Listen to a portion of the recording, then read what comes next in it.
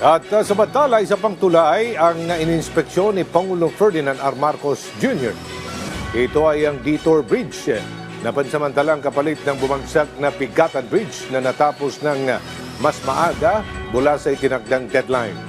Ang sentro ng balitang yan mula kay April Ratio ng Radyo Pilipinas, Tuguegarao. Ikinatuwa ni Pangulong Ferdinand Marcos Jr. ang maayos at mabilis na pagkakagawa sa Pigatan Detour Bridge dito sa Alcala, Cagayan.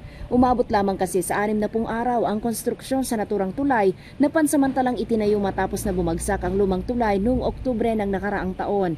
Kasabay nito pinuri ng Pangulo ang DPWH, lokal na pamahalaan at Barangay Pigatan na nagtulungan para maitayo ang naturang tulay sa idinonate na lote ng mga residente rito.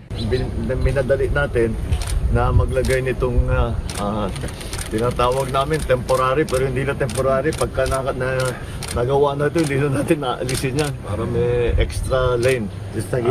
So natapos natin itong bypass bridge in 60 days at naitayo ito sa lupa na dinonate ng ating mabuting mayor ng mga constituents po ng Pigatan. Constituent ng Pigatan.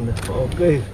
Lubos naman ang pasasalamat ni Alcala Mayor Cristina Antonio sa pagbisita ni Pangulong Marcos para inspeksyonin ang binuksang Detour Bridge nitong December 19. Mula kasi nang bumagsak ang tulay hanggang sa pagpapatayo ng pansamantalang tulay, tinutukan at inalam ito ng Pangulo. Mismong pagpunta po niya dito sa bayan ng Alcala ay assurance na talagang tinututukan niya, tinitingnan niya yung mga pangyayari at kung paano i-resolba yung mga ganitong mga problema.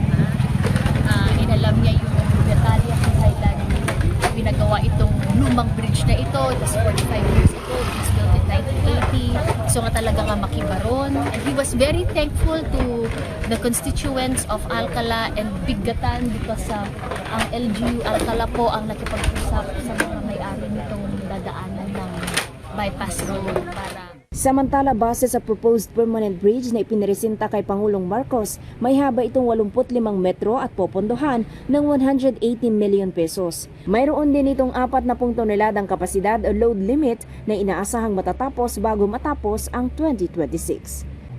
Mula rito sa Cagayan, para sa Integrated State Media, April Salucon Racho ng Radyo Pilipinas, Radyo Publiko.